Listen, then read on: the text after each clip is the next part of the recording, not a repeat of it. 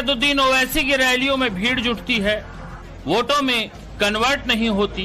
जो ओवैसी को हैदराबाद तेलंगाना तक सीमित बताते हैं, वो हैदराबादी भाईजान की रफ्तार से डरे हुए हैं। ताजा अपडेट महाराष्ट्र का है, जहां नगर निगम के चुनाव में ओवैसी की पतंग खूब उड़ी। शरद पवार के एनसीपी, राज ठाकरे की एमएनएस और अखिलेश यादव की समाजवादी पार्टी से ज्यादा सीटें हासिल की है। ओवैसी की पार्टी का स्कोर बोर्ड देख लीजिए। टोटल टैली 126 की है, जिसमें सबसे ज्यादा संभाजी नगर से 33 पार्षद, मालेगांव से 21 पार्षद, नांदेड़ से 14 पार्षद, अमरावती से 12 पार्षद, धुले से 8 पार्षद, मुंबई से 8 पार्षद और नागपुर से 6 सीटों पर ओवैसी की पार्टी ने जीत हासिल की है। एआईएमआईएम के इस स्कोर बोर्ड ने ओवैसी का हौसला बढ़ा दिया है। मुस्लिम इलाकों में बढ़ते सियासी दबदबे ने उन्हें बड़े सीन में ला दिया है। जनता मैसेज दे रही है ना कि जनता आवाम में हमारी पार्टी के ताल्लुक से ज्यादा एतमाद और कॉन्फिडेंस है और उनको लगता है कि हम लोग उनके दिलों में जो बात है, जो उनकी फिक्र है, उनकी एप्रीहेंशंस हैं, हम उसको एड्रेस कर रहे हैं। और फिर उनको ये भी लगता है कि उनके जो सिविक कम्युनिटीज का जो प्रॉब्लम है, जो दूसरी पार्टीज उसको टेकअप नहीं की, सही तरीके से उसको हल नहीं किया उनकी तकालीफ को। महाराष्ट्र के नगर निगम चुनाव में एआईएमआईएम की सेंचुरी, ये ओवैसी का दूसरा तूफान है। बिहार में विधानसभा चुनाव के बाद जो गियर उन्होंने डाला, उससे यही कहा जा सकता है कि हैदराबादी भाईजान को इग्नोर करना मुश्किल है। अंदाजा इसी से लगा सकते हैं कि 2017 के महाराष्ट्र नगर निगम चुनाव में एआईएमआईएम ने 56 वार्ड जीते थे। इस बार आंकड़ा 2 गुने से ज्यादा यानी 126 पहुंचा दिया। गौर करने वाली बात यह है कि उनकी पार्टी ने 29 निगमों में से 14 पर दस्तक दी है। वैसे साहब, कुछ लोगों का कहना है कि ये जो एआईएमआईएम की बढ़ती पॉपुलैरिटी है, आपकी बढ़ती सीटें हैं देश के अलग अलग भागों में, ये एक वरिंग ट्रेंड है, चिंता का विषय है, क्योंकि इससे देश की पॉलिटिक्स और पोलराइज होगी। एक तरफ हिंदुत्ववादी बीजेपी और दूसरी तरफ आपकी एआईएमआईएम।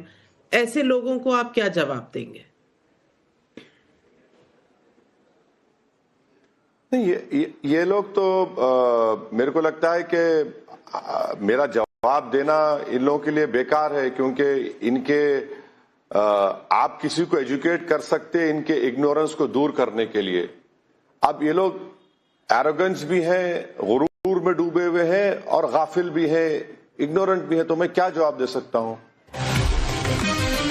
ओवैसी का परफॉर्मेंस इंडिया अलायंस के लिए खतरे की घंटी है, क्योंकि सिर्फ मुस्लिम इलाकों में ही एआईएमआईएम को वोट नहीं मिला, बल्कि मुंबई जैसे शहरी क्षेत्रों में भी उन्होंने पकड़ बनाई।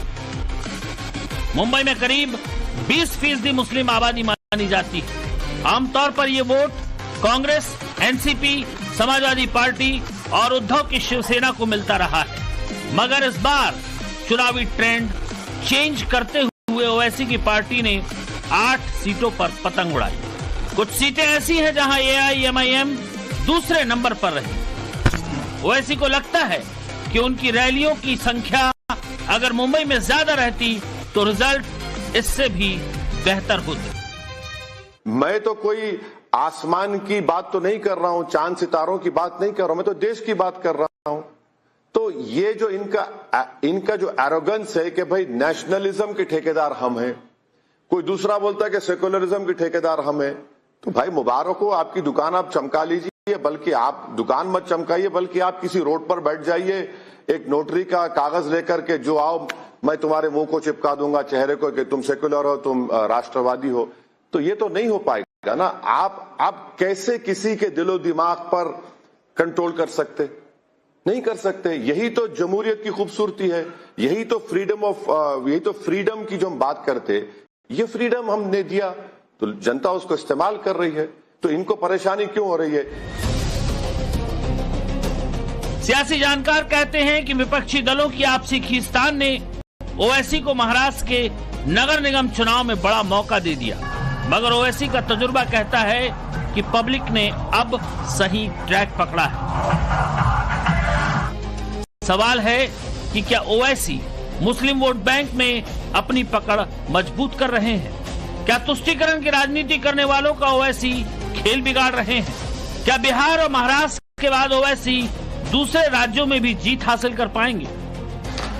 इन तमाम सवालों के जवाब आज ओवैसी खुद देंगे। ऑन कैमरा बताएंगे कि क्यों राहुल गांधी और उनके बीच बीते 22 सालों से बातचीत नहीं हुई और अखिलेश यादव उनसे किस कदर डरे हुए हैं। मगर पहले वो आरोप सुनिए जो ओवैसी की राजनीति को लेकर लग रहे हैं। मैंने कहा ना, ये चिंता की बात है। जो समाज विरोधी बात करते हैं, समाज द्रोही बात करते हैं, समाज विघातक बात करते हैं, तो चिंता की बात है। देखते हैं, यह निश्चित तौर पर एक खतरनाक ट्रेंड है। जिस तरीके से पूरे महाराष्ट्र में MIM की सीटें बढ़ी हैं, उससे मुसलमानों के अंदर कट्टरता बढ़ेगी और कहीं न कहीं जिहादी मनोवृत्ति वाले मुसलमानों का हौसला बढ़ेगा। ये तो बहुत साफ साफ दिख रहा है।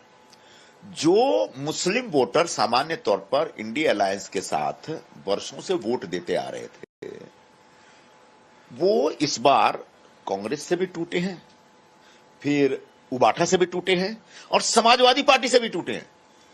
समाजवादी पार्टी के जो MLA हैं मानखुर्द की तरफ, वहां पर उनका सिर्फ एक ही नगर सेवक बचा, बाकी सब हार गए। और वहां जीता कौन? तो MIM, यानी एक बहुत ही कट्टर और रेडिकल चेहरा निकल के आता है।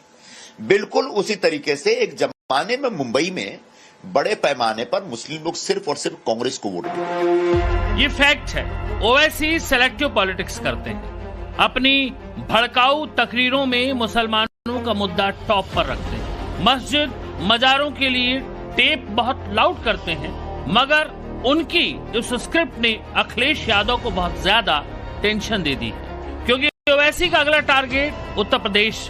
2027 के यूपी चुनाव के लिए ओवैसी की पार्टी ने कमर कसनी शुरू कर दी। 7 फरवरी से AIMIM उत्तर प्रदेश में अपना मिशन शुरू करेगी। 9 जिलों को फोकस करते हुए ओवैसी की पार्टी के कार्यकर्ता बैठक करेंगे। ये सभी 9 जिले पश्चिमी यूपी के मुस्लिम बहुल हैं।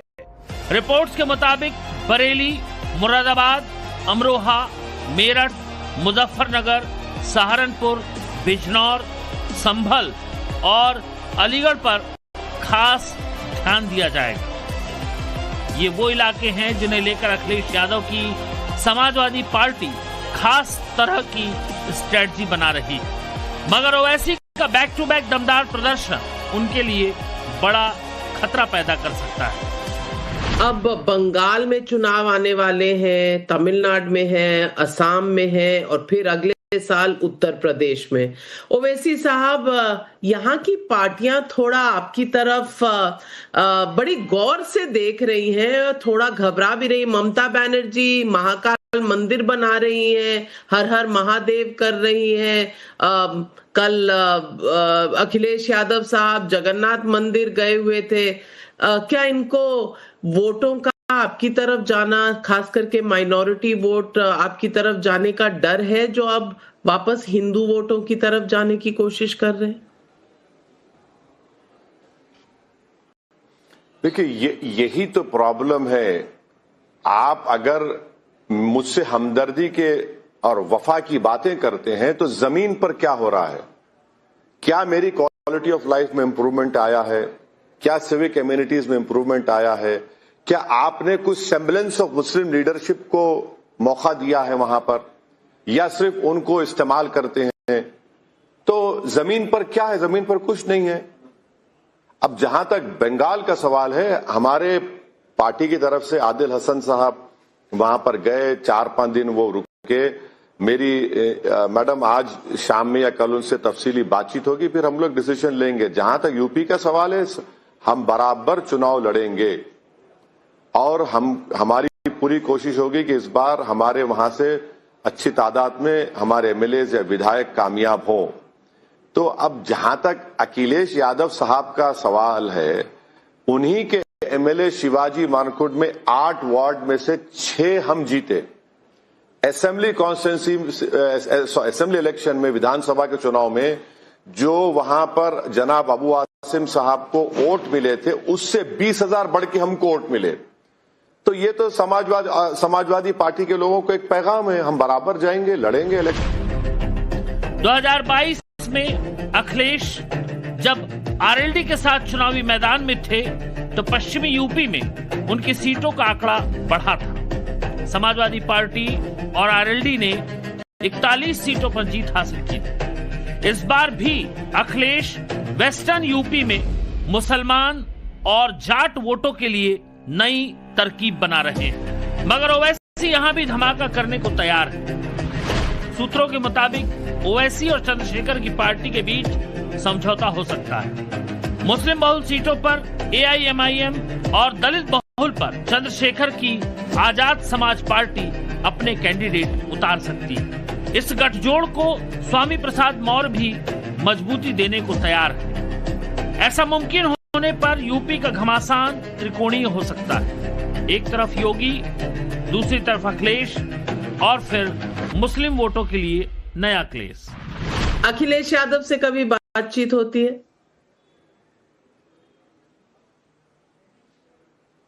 नहीं, खाली वो कभी दिखते तो मुस्कुरा लेते, मैं भी मुस्कुरा देता हूं, और क्या है, और कुछ नहीं है। चलिए, मुस्कुराहटों का तांता बना रहे। चंद्रशेखर आजाद रावण है जी।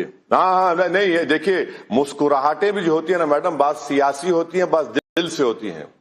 तो वो नहीं मालूम कौन सी मुस्कुराहट है। तो हम तो जेन्युइन तरीके से कोई देखकर हमको मुस्कुराया तो हम मुस्कुराते हैं। बाज लोग अपना मुंह फेर लेते हैं हमको देखकर, तो मुझे कोई फर्क नहीं पड़ता। ये वही ओवैसी हैं जो एक वक्त में नरेंद्र मोदी को हराने के लिए एंटी कैंप का हिस्सा बनने को तैयार थे। अपनी हर मजलिस में मोदी के खिलाफ माहौल बनाकर इंडी गठबंधन के लिए फील्डिंग सेट कर रहे थे। बीजेपी विरोध की बात आती थी तो संसद से लेकर सड़क तक लगभग हर उस मुद्दे पर विपक्षी पार्टियों के साथ खड़े दिखाई दिए, मगर बावजूद इसके हर बार बीजेपी की बी टीम बताकर ओवैसी को साइडलाइन किया जाता रहा। हालांकि उनके दबदबे को तब महसूस किया गया जब बिहार में विधानसभा चुनाव हुए और ओवैसी की पार्टी को 5 सीटों के साथ 1.85% वोट मिले। ओवैसी ने इन चुनावी नतीजों के बाद पीछे मुड़कर नहीं देखा। नए तेवर और बदली हुई हुंकार के साथ धमाके पर धमाके कर रहे हैं ओवैसी। मैसेज राहुल गांधी को भी दे रहे हैं। राहुल गांधी को आप कितना चैलेंजर मानते हैं मोदी के बनाम?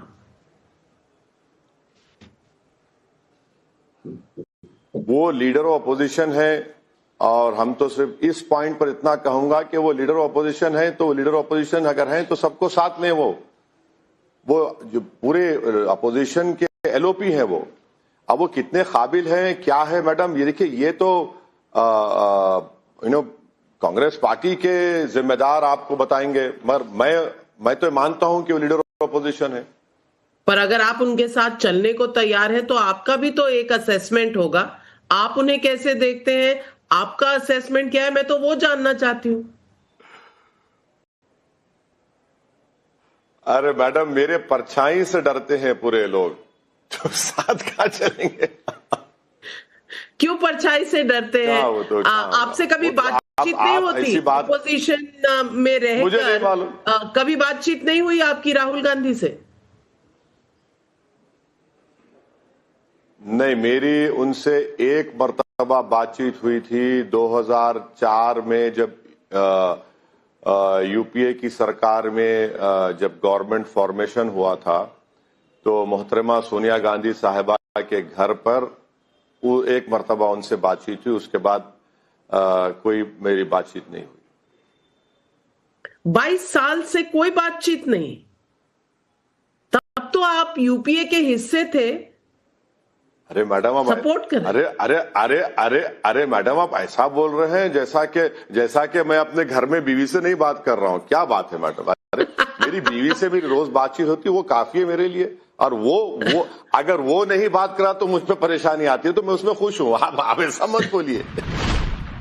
राहुल गांधी और अखिलेश यादव की तरह ही ममता बनर्जी को भी ओवैसी से टेंशन है, क्योंकि पश्चिम बंगाल में असदुद्दीन ओवैसी की नजरें 30% मुस्लिम वोटों पर है। इसके लिए ओवैसी हुमायूं कबीर से हाथ मिला सकते हैं। ओवैसी का मकसद है कि इस बार बंगाल में खाता खुल जाए तो फिर सियासी कहानी बदली जाए। इन्हीं संभावनाओं को देखते हुए ममता बनर्जी ने मुस्लिम वोटों के अलावा सॉफ्ट हिंदुत्व को साधना शुरू कर दिया है। सनातनी पहचान वाले कई निर्माण कराए जा रहे हैं। ममता बनर्जी ने सिलीगुड़ी